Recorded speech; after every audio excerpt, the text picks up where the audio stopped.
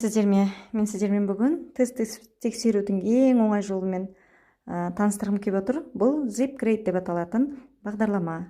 Play Market'тен, App Store'дан міне мынандай бағдарлама жазып аласыздар. ZipGrade деп аталатын. Өте оңай, жеңіл жазылады, артық өте басты шаршататын функциялар жоқ. ZipGrade'ті басасыз, және осы жерде мен мұнда құраған нелер тұр, тесттер тұр. New Queues дегенді басасыз.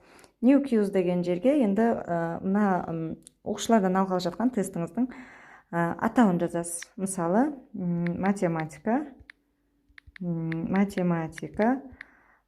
қосу бөлімі, немесе есептер шығару, есептер шығару тақырыбында сіз тест алғалы жатырсыз.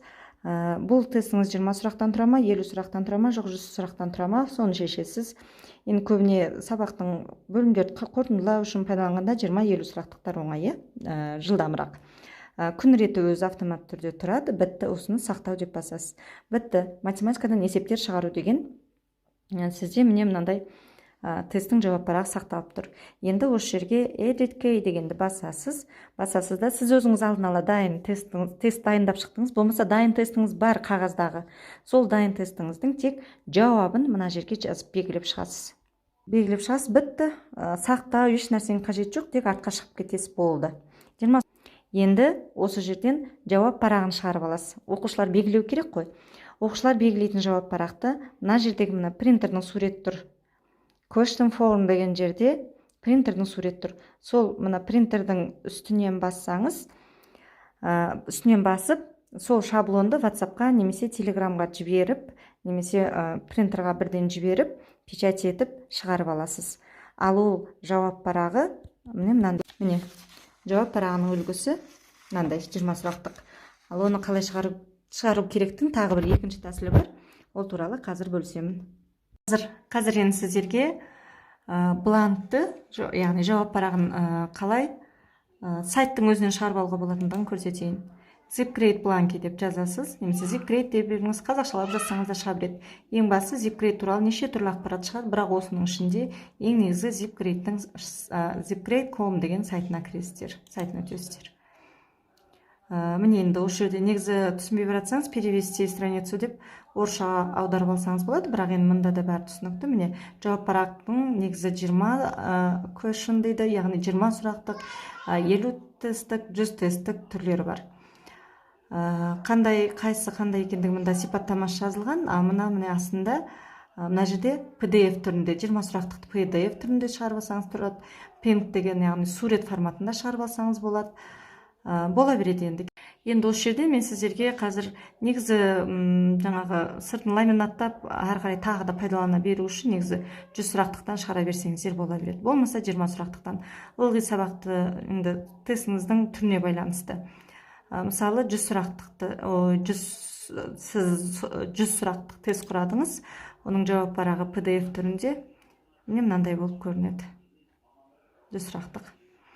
Және келесі 20 сұрақтық көрсетейін.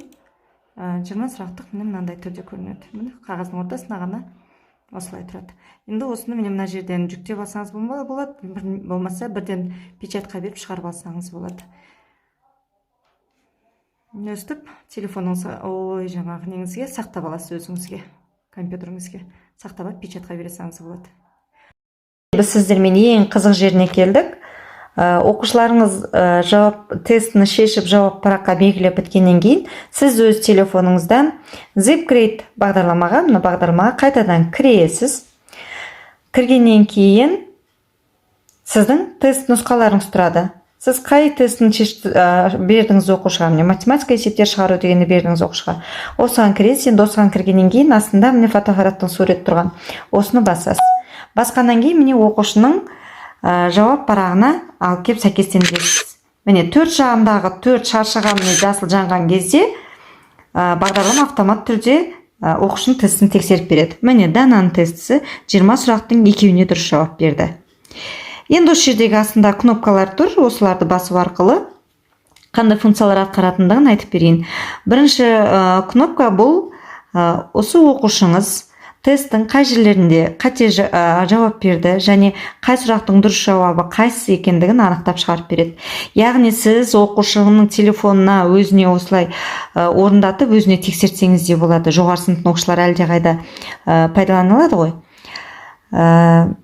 Келесі жауап парақ дұрыс оқушы шатастым деді. Сіз оған оқушыға басқа жауап парақ бердіңіз. Басқа жауап параққа қайтадан шешті. Ендеше сіз екінші кнопканы басасыз. Осы кезде қайтадан оқушының жауап парағын қайтадан сканерлейсіз. Міне. 20 сұрақтың 3-еуіне дұрыс жауап берді болып шығып тұр оқушы.